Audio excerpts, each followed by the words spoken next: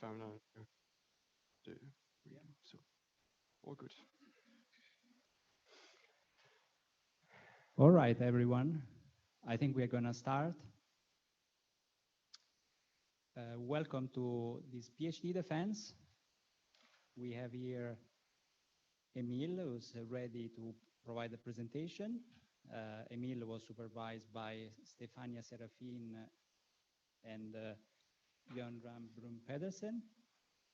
And we have today the good fortune of having with us 3 people from the assessment committee.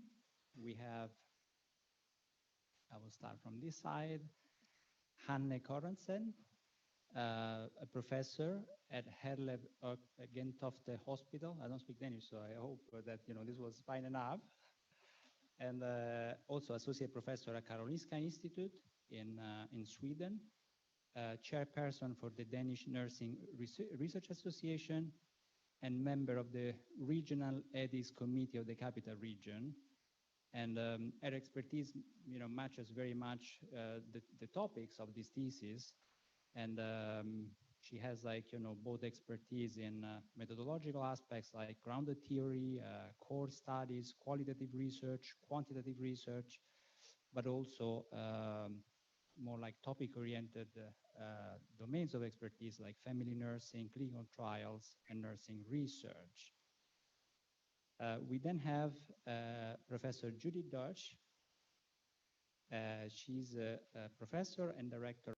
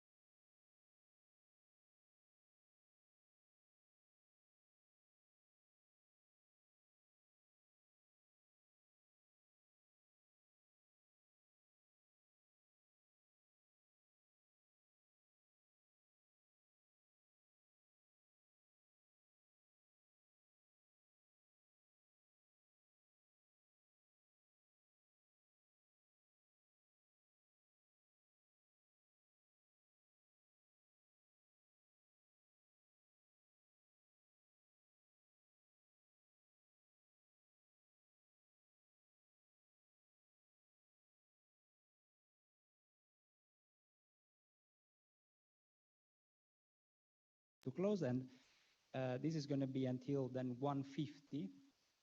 Then we have a break, like 15 minutes. We can just, get some refreshments outside of this room. And if you have questions at that point, please get in touch with me during the break, because I'm going to collect your questions, and then we can get organized for the subsequent session that is from 2:05 until no later than 4. We will see if we need 2 hours or not. We'll see. And we have some questions. And this part of the proceedings will be, of course, like mostly questions from the assessment committee. At around 4, the committee will withdraw for a short meeting, and we will be waiting outside. And yeah, then we will know how the day will end. So this is pretty much it. So Emil, the floor is yours. Thank you, Luca, and thank you to the assessment committee for being here today. It's really extraordinary that we were able to assemble such a diverse committee. I'm really happy.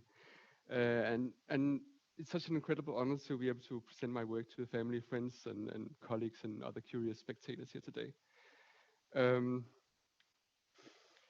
So in doing this project, it was about combining a lot of concepts and fields and different theories and solutions. And most of these represented fields and knowledge that I didn't know before I ventured into it.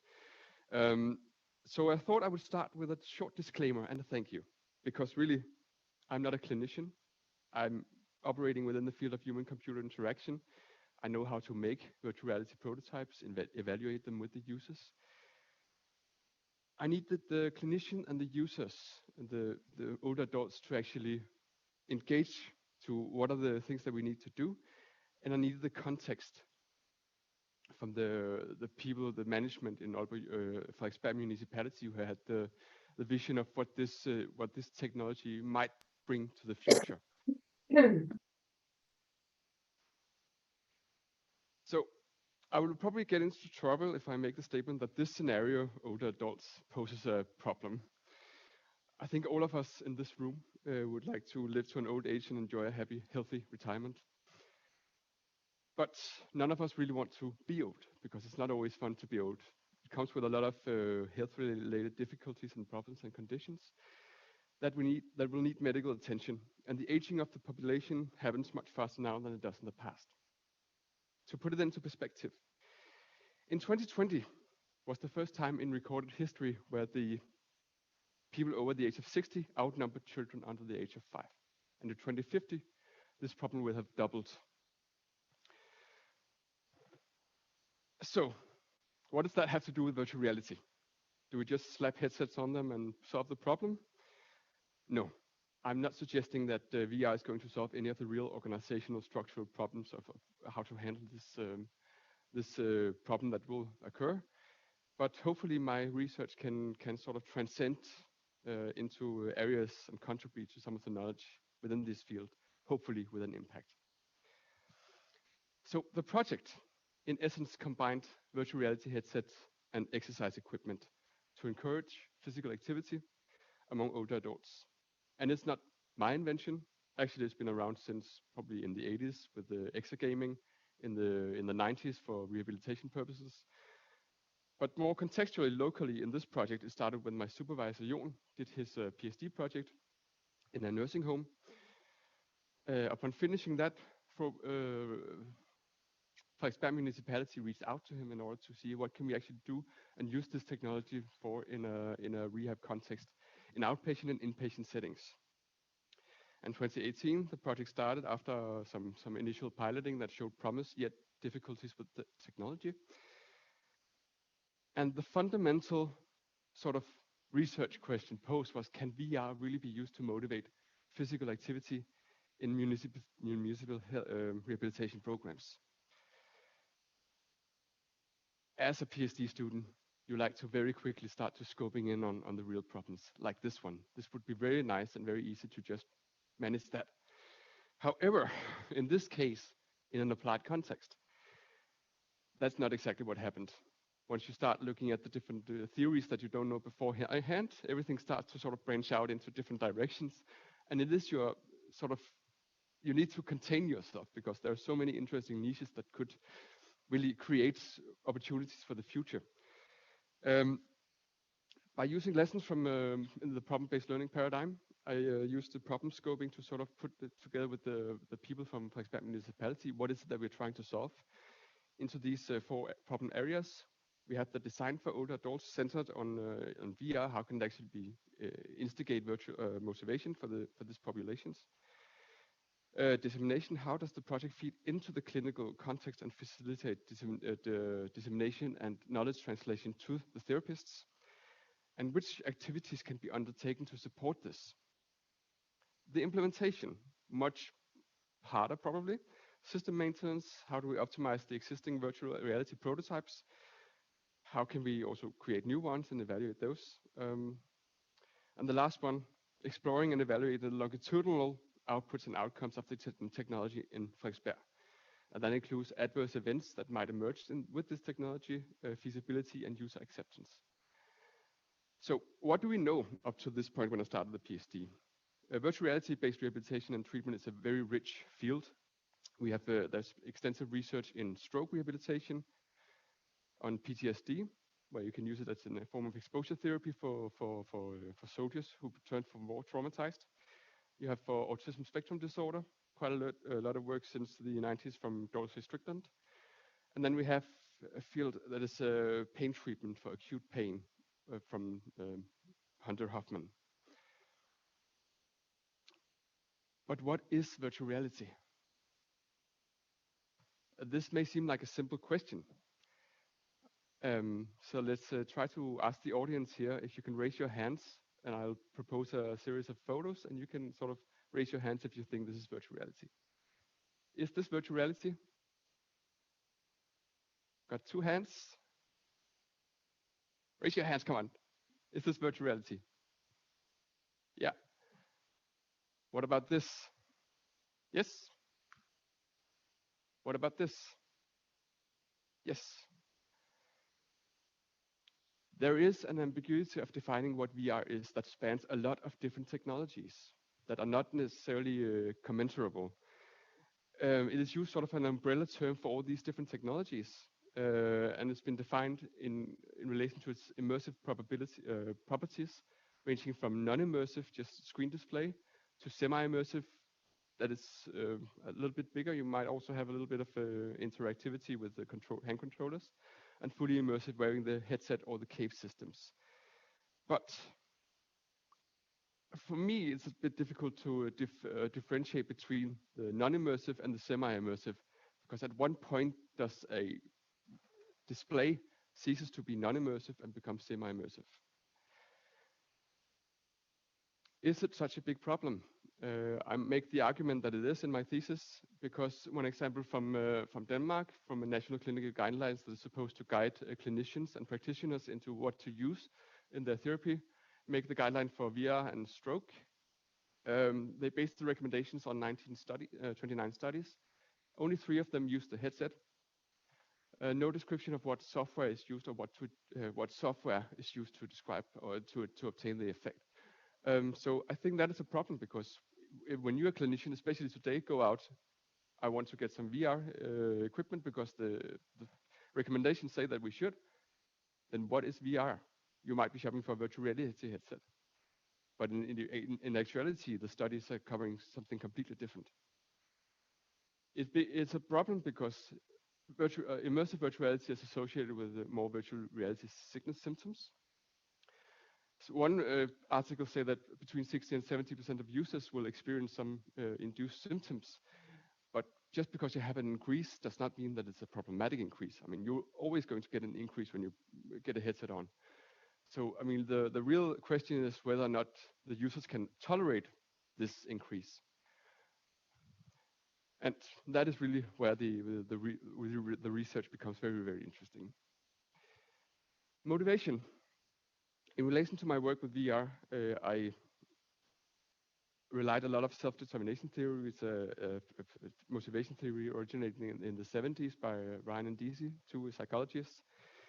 I found that motivation is very often described in literature, but very rarely defined as like what is it exactly that we're relying on when what is it we want to achieve. Intrinsic and extrinsic motivation are probably the most popular concepts from self-determination theory. Sadly, it's also one of the most misunderstood. When we interpret it as a crude dichotomous understanding of motivation between those 2 polar opposites. One is that, yes, I won, I had external need to win, and the other is the intrinsic need that I participating because I find it funny and enjoyable. In reality, and maybe in context of, let's say, a virtual reality or a PhD, doing a PhD, you may have different incentives for doing a PhD. You be ever motivated, you're not going to do a PhD if you don't have the motivation. That's a controlling form of motivation. So is external motivation, payment, reward, or punishment. Or if the punishment or sort of the regulation comes from inside, but it might be a little related to introjected, that you're doing something because you feel pressured by family or friends. You should be getting a PhD because all your other family members have a PhD. Then we join into the autonomous forms of motivation, which relates more to doing a PhD because you don't necessarily know why you're doing it, but you really want to do it.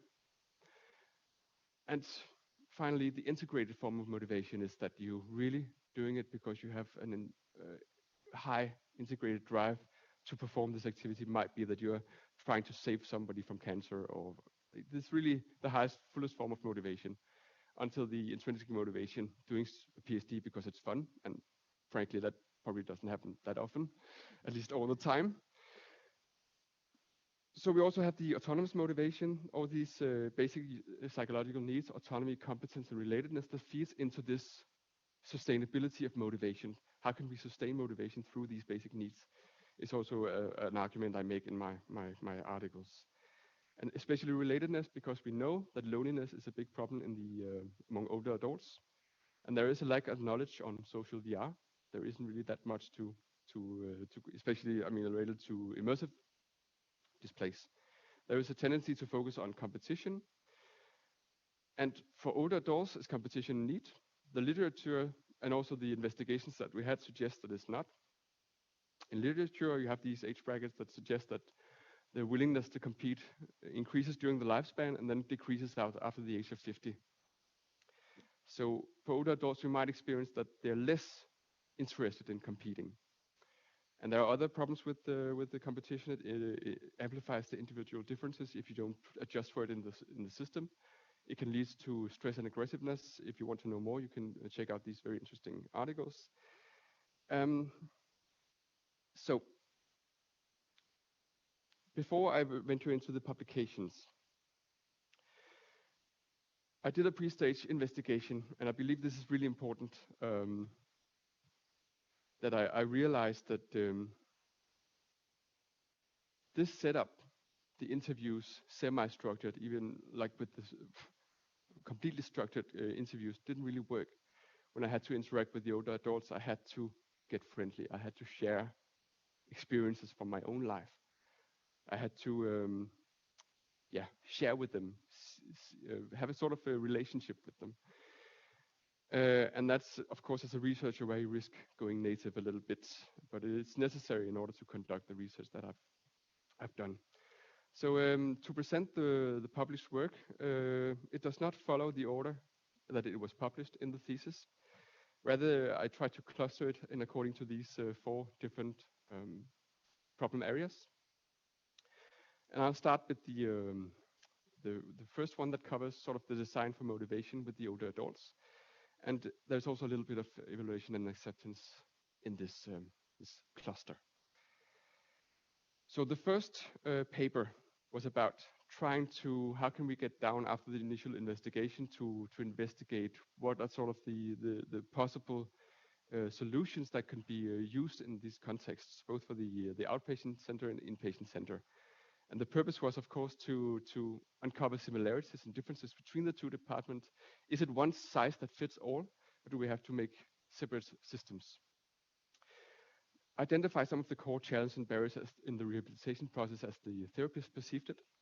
Critical assessment of the ethnographic pre-stage investigation that I did, just to have the therapist serve as sort of a member checking the work.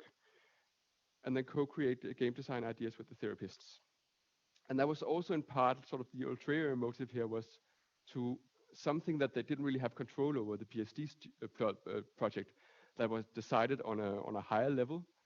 Can we give some of that creative freedom back to the therapists? And will that again influence their sense of ownership? Materials and methods. I sat down with the service design student, Beckham, and sort of designed this workshop out of this the double diamond approach.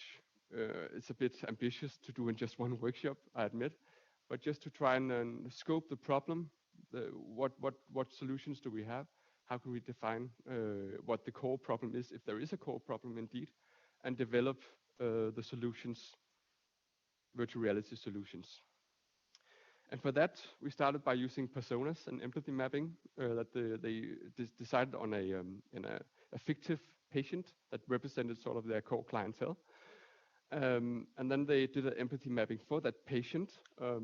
What is it the patient sees, experience, thinks, and feels when they actually encounter their respective facilities.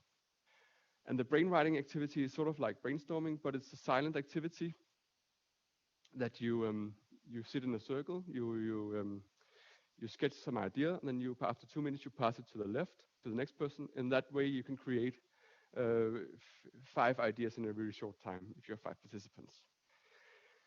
So the workshop results From the 5 therapists that participated, one didn't participate because of sickness. They made the persona for each facility and quickly emerged that the problem of motivation was not that it was actually a problem, but more that there was a higher performance needed in the activities.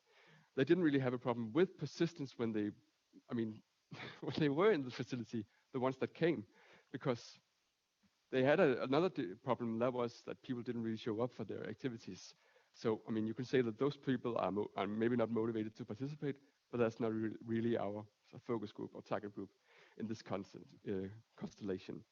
So for the inpatient unit, they created one persona that was slightly older. And the motivation was often a challenge. The need was to increase exercise duration just to have them not stop while exercising. They created 5 ideas. One was a multisensory experience, virtual experience. Virtual reality for ADL training was called activities of daily living, more like occupational therapy related. One for co-training with individual logging. They didn't really describe the mechanics behind it, but what they were really describing is you have patients with different levels of capacity. What can we do to sort of make them compete on a fair level? So that was quite an interesting insight. Then there was a co-training in group sessions. Can we combine more people in virtual reality headsets at once? And my all-time favorite was the social biking on a tandem bike that we ended up trying to implement. Paper B, this study was performed in the outpatient health center to see, can we actually increase the performance? And that was performed on it was supposed to be 3 participants or 4 participants with chronic obstructive pulmonary disease, but one of them was just participating on the group, didn't really have COPD. The common things that you do is like, of course, smoking cessation. You should stop smoking. You should exercise more regularly, and you should do some breathing techniques. This exercise more regularly is the most important thing, of course, for this the prospect of this study. Can motivation be improved and retained for the duration of the study? Does VR induce or hamper physical performance? Does the headset actually hampers their? They're going to throw it out because they don't want to wear it? Will VR cause an increase in dyspnea levels, shortness of breath? Will the participants experience side effects, for example, cyber sickness or other related? So we designed this environment with using Unity. Easy Roads is a system where you can create these virtual roads really quickly and modify them if you need to. We used the sensor that was originally built by Jon. And then we created this rich virtual environment for them to exercise in. And we did this longitudinal observational study for the duration of 12 weeks. Today I would probably call it more like a within subject design. The 3 male participants that participated, only one of them did not have COPD, were between 68 and 86 years old. For the measurements, we measured the motivation using the 18-item intrinsic motivation inventory. Most importantly, the interest enjoyment, which is sort of the raw intrinsic motivation measurement, and pressure tension, which is hypothesized to be the opposite. So you want that to be as low as possible. Perceived exertion was measured with the Borg scale, just how hard is this activity for them. Heart rate, physical performance, and adverse events was a verbal rating scale. We could have done the simulated sickness questionnaire, but at this point there was too many questionnaires for them to answer, so we just had to delimit it. The procedure was that they arrived, and I fitted the sensors and prepared the bikes, virtual reality headset. The high intensity interval training program looked like this.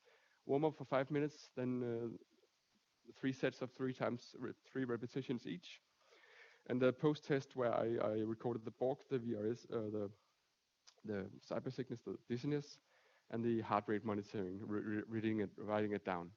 And then the participants started out by me having to read it up to them, but after a while they were able to just fill it out themselves. This was done twice weekly for 8 weeks for 12 sessions. There was a holiday, that's why it doesn't add up. And at the end, we did a post-experiment group interview. Participants took turn for the 2 setups, so they didn't have to that we only had 2 setups, so we couldn't really do it only two at a time. And the physiotherapist would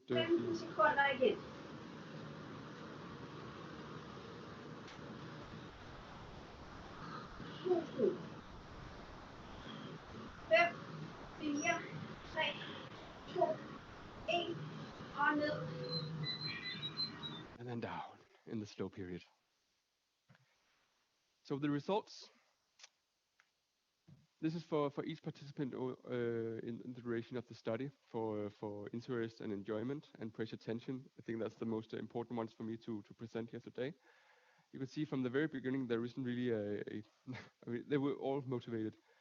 And there is some interesting peaks, of course, here that you could say that could indicate that after trying VR initially, using standard therapy had a decline in sort of motivation, but it's really early results.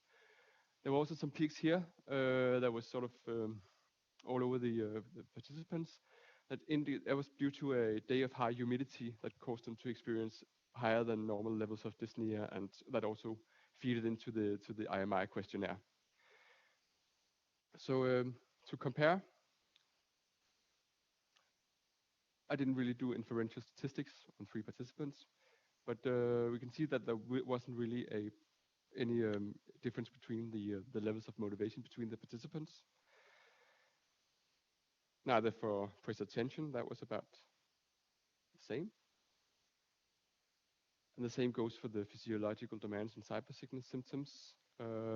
One problem, of course, is that we didn't measure the dizziness in the standard therapy condition, so that would have been an interesting result just to see if there actually is any comparison there. They could be dizzy just because they're dizzy at the moment they enter the facility. So the findings, there were no increase, very early findings, so we should be careful interpreting this. Motivation was high, and that was likely not due to the VR. Feasibility, there were no adverse events, just a little bit, and all of them described it as fun, but a bit repetitive after a while. Just biking around this environment. There wasn't really any gamified elements in this. And then they suggested that it could be fun to ride together, not against each other, if they were supposed to ride in the social environment. So the next paper, paper C, was followed the workshop implementation, like actually trying to carry out this proposed system that we built together with the therapists, with the tandem bike, and also does the slope actually affect this multisensory experience? Can we affect the degree of which they exert themselves more going uphill if we do a little tweak? And I'll explain that later.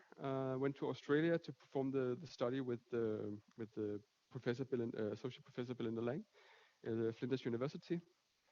And we built a custom server for the purpose, which we also had to discard later, but we can discuss that in the next phase. The research question was, what was the user experience of the social collaborative environment? Is the joint effort perceived as either hampering performance or aiding it? Does the user experience have any side effects? Can the appearance of virtual hills increase performance? Okay, so methods and materials. Again, we built a new environment with this tandem bike and a new sensor. As you can see here, we tried to build a system that could detect the slope of the hill, so we can actually calibrate for what is the slope. And what we did is, if there was a slope going straight ahead, nothing. They just drive as they would. But going uphill, we cheated a little bit and lowered the speed uphill to have a sort of simulated resistance, because we cannot really do that on those exercise bikes. We have to use some hacks and tweaks. There were some problems with the networking package, without interpolation. With interpolation helped a little bit. It was still not good enough until we figured out that if we place the hosts of this networking in the back, that doesn't affect the client, so that could sort of cheat. If you were to turn around 180 degrees, you could still see the head sort of going back and forth, but nobody could really notice it.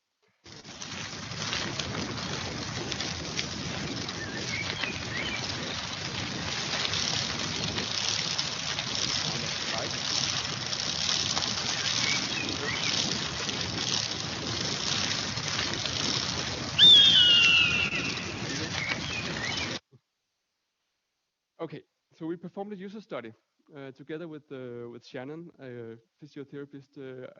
She did the screening, and she gave me a list of participants that I could call, and I called around. Do you want to participate in this study?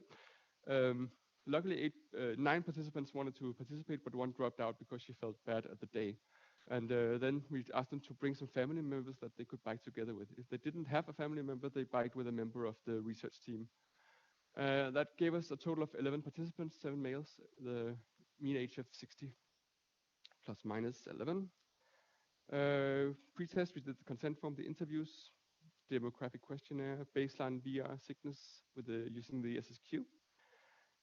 We measured the interpersonal interaction that was going, the hedonic tone of the conversation going on between them, the cadence and unity, and the virtual slope, just to see if they would actually compensate. Then the usability and the semi-structured interview. Post-test, we also did again the SSQ, so we could see the difference between start and finish. The whole study was between 1st of February and 6th of March, and if you can remember things before the corona, this was just before the corona hit worldwide, and yeah, it disrupted everything about my research. So for the results, motivation was generally high for all participants, but here's a violent plot. There was a peculiar tendency to see that actually the one sitting in the back, they could see the one in the front, had higher ratings of motivation, which was interesting. The same goes for VR sickness. When we measured VR sickness, we got quite a substantial increase, but we only had 1 dropout, so that's an important result around tolerability. It didn't really matter that much. Another result was that sweating. I mean, one of the items on the SSQ measures sweating. And what are we asking them to do? Exercise. So we did sort of an adjusted SSQ, which is a bit of a cheat, just to maintain the sweat item at the baseline level. For the impact of the virtual hill, we did a OLS regression and found a significant effect of slope versus cadence. That means that on a 10-degree slope increase going from a flat, they had a 4.3 RPM increase in performance, which, I mean, if that's a good effect or not, but it's still interesting, I think. Some of the participants' experiences involved a realization that comparing it to the standard therapy, that you're not really doing much with the other participants, but here you're working together as a team. One of them remarked on this, again, the need for competition. It wouldn't interest me at all. And one of them, and this is really interesting in self-determination perspective, because realizing one's potential, digging into the sense of competence, and realize you can do more than you actually think that you can, is a huge plus for rehabilitation, I believe. So key findings, high motivation, low VR sickness scores, only 1 dropout, no remarks about unpleasant experiences. Front seat placement tended to give more side effects, also interesting. Probably because you can see more of the bike, and we know from VR that can serve as a stable reference, especially if you have vection going forward in a virtual environment. So there was a positive valence in conversations going on between the participants, and but there was still need for better user experience to have good avatar representation. Paper D was about hospitalized older adults. Again, going a little bit back to the workshop, how can we actually use this in a group constellations? And this also marked, of course, the first study after the corona, where we could actually do some of those research again. And it also marked the impact where we got the chance to implement a commercial solution into the facility, the inpatient facility. This is technology that didn't exist when we started, so this was a very interesting opportunity to actually get to try what happens if we try out something that doesn't have all the birth defects, if you will, of our university-made prototype. Implementation, I got the chance to work with 2 physiotherapy students who was very eager to write their bachelor thesis on virtual reality. And the company was happy enough to change sort of their framework, the code, to actually permit 4 devices to be in the same room simultaneously, so we could run this study. This is still doing VR. Somebody would not call it VR. It's 360 degrees videos playing while you have a forward momentum in these recorded videos.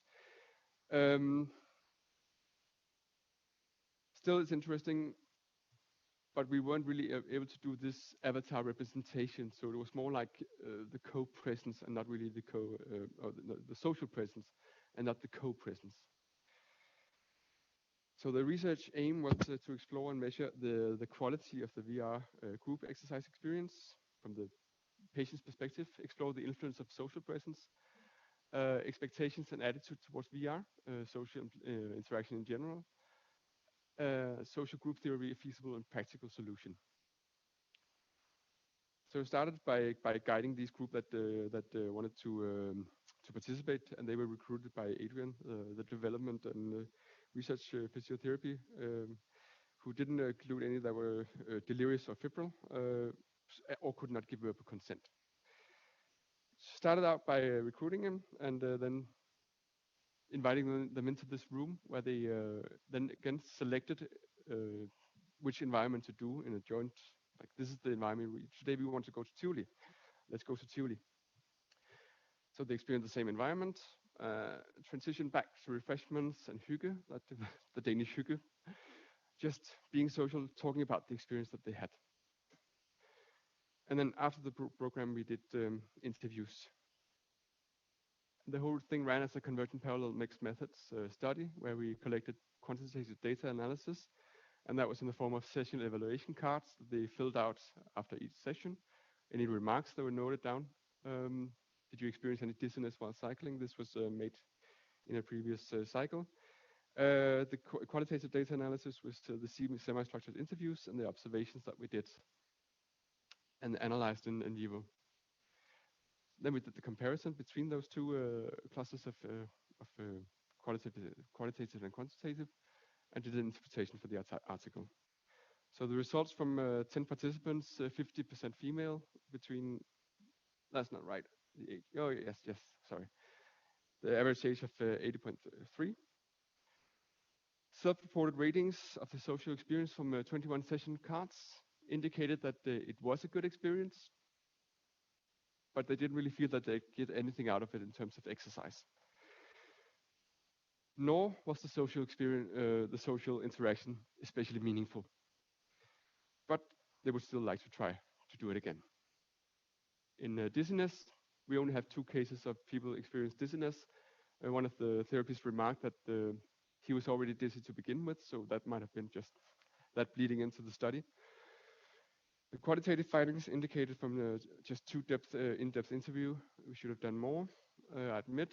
It got us 5 themes.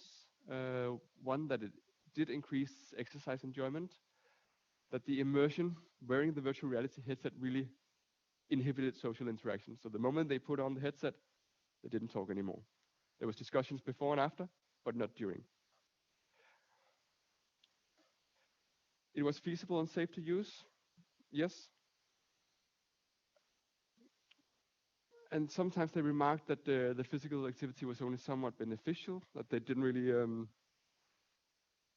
one second. That the patients didn't really feel that it was physical therapy or exercise. So with careful enthusiasm, I would say that there were indications that it could support these well-being and psychological needs from self-determination theory. That's more based on sort of the indications from the interviews, that they remarked that they couldn't dream of saying no, and it really gave them something extra to wake up to in the morning and actually being part of this. So going into the dissemination is where I published paper E, and despite being one of the last papers in the thesis, it was actually one of the first one I started in the PhD. And it's a systematic review that tried to address the problem of knowledge dissemination. If I'm going to disseminate to the therapist, I want to get sort of hands-on knowledge from this field, and what better way than to use learn how to do a systematic review, and that also to highlight the inconsistencies and effects of between immersive VR and non-immersive VR. So for the purpose, we want to classify previous studies according to the level of immersion, utilize meta-analysis and subgroup analysis to determine outcome, effect, and variations between IVR and NVR, and evaluate the comparative effectiveness of system immersion, if it's possible, if we actually get enough studies, and analyze the risk and adverse events that emerge in these studies. So we followed the Prisma and did a literature review in these 5 search engines. And the search string was more or less related to rehabilitation, recovery of function, and some degree of virtual reality or exercise games. We wanted to have not only virtual reality, but also other types of computer virtual environments. For eligibility of which to include, we wanted to have only older adults over the age of 60 for most of the rehabilitation purposes, comparing VR in some degree with conventional therapy or usual care. And the outcomes were mobility, balance, motivation, pain, and adverse events. So the results. We found 3,507 articles. After removing duplicates, it was only 1,305. We did a screening of 2,202, and articles that were excluded based on only abstract and title screening. The full text screening resulted in 163 articles, and 148 were excluded based on just, was it a wrong study design, wrong language, wrong patient population, and so on. So we had 15 articles included in the qualitative synthesis and 10 in the meta-analysis. So I'm not going to go through all of them. 15 included articles represented 743 participants. Only 3 of the study used immersive technology, and 10 of them were included in the meta-analysis. And we did a subgroup analysis for the 2 outcomes of pain and dropouts. So meta-analysis is really about reducing the play of chance. If you have studies of different size or effect size, those things are dependent on each other. You can sort of put them into a meta-analysis or a forest plot and see, you might have 4 studies that indicate that this is not working, but you have 2 better controlled studies with a lower confidence interval that indicate that it does. And then we could do a combined effect and see that there actually is a significant effect of using VR. So that's what we did for mobility. Time up and go represented a significant treatment effect for virtual reality. The same goes for Berg's balance scale, balance. For pain, we did a subgroup analysis, and there was a significant effect for immersive virtual reality, not for non-immersive. But again, caution is advised, because those studies represented very different types of solutions and very different types of populations, and also dose of virtual reality. So we have to be difficult comparing them.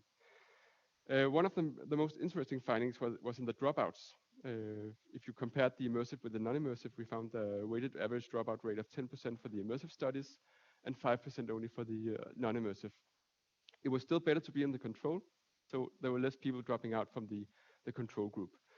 And that's interesting because one of them had 11 out of 28 dropouts, and we don't really understand why. I mean, sure, they write that they may have disliked the intervention a little bit, but we don't know what is it about the intervention that actually made them dislike it. And that's not something you do in virtual reality RCT studies. So only 2 studies measured adherence, enjoyment, and motivation on a 5-point Likert scale, and also as a dichotomous score, yes and no. We saw publications per year increasing, it still is increasing. Still, immersive represents a very low amount of studies coming out. We did this taxonomy of virtual rehabilitation systems. which I think helped me to better understand what is going on here between non-specific and non-immersive technologies that represent, for example, the we. Then you gotta have specific systems that are built for for rehabilitation purposes. You have recreational gaming that immersive will be starting to emerge, already have, and then the ones built for specific purposes, which are also emerging. Yes. Okay. Implementation. The purpose was to determine the circumstances of which outpatient therapists would decide to use VR as part of the therapy, evaluate the challenge barriers related to the current implementation in the outpatient center, identify pain points in the process. And I recruited a service systems design master student, Christian, who did the observations. I was very keen on him going in with a blank slate, not really knowing anything about the problems, so he could make up his own mind about what constituted the problems and the solutions for this problem. Because the problem is that there was a declining usage in virtual reality in the facility. So we also did semi-structured interviews, and the results indicated that there were problems with the VR service. The therapists couldn't really use the service because there were usability and UX problems. The attitude and experience of the therapist also mattered, and the organizational culture, and feedback and dissemination. Like there was no protocols how to actually report any of these difficulties in the system. So we identified several pain points that made the therapist sort of regress to the usual care because there were too many things they had to go, too many steps they had to go through to actually make it work. That indicates also having to turn the bike if the room has been used for something different, as it would sometimes be. That the sensor wasn't really recharged. So at the time, this represents very early back in 2019. So it was one of the first studies that we did. And the conclusion was that we needed better system usability and better sensors, which we tried to develop. We thought that was easy. That's why it's green. It was not easy after all. Then we had to establish better work routines, communication strategies, knowledge translation between the research and the practice to better sort of communicate to the therapists, and on-site tech support. And culture change dedicated room, going into the living lab, how can we improve this beyond the project, and recruit and educate ambassadors, better VR headsets. I mean, that's not really that's outside my control. So for the final study, except for the things that are written in the thesis, I did this paper together with the SDT researcher. We briefly touched upon self-determination theory. The problem is that we use questionnaires like the IMI that is often only measured situational motivation. And as we already know, there's certain elements and there are certain things of motivation that can play in at the same time. So that's why we really think that you should measure the different types of motivation. We don't motivate, we create the right conditions for autonomous motivation to flourish. And we do that by stimulating autonomy, competence, and relatedness that fosters motivation. And then that's where we enhance well-being and persistence. One questionnaire already exists, the user motivation inventory, which we propose using. And that some intrinsic types of motivation is encouraged. We cannot always chase that intrinsic motivation, especially in rehabilitation. And we should use SDT instrument that measure the whole motivation continuum, not just intrinsic motivation. Quickly conclude, I have a few seconds left. The inputs that we put into the money, the time, the effort, the activities that we performed, the outputs, actually creating some activities that there is still an ongoing process. They're still using VR, at least in the inpatient center, which is a good indicator that that actually is doing something good. So the outcomes motivation, it can increase motivation, but on long-term impact on well-being was not something we were able to measure. I still have more to publish from the PhD thesis. So that concludes my presentation. Thank you.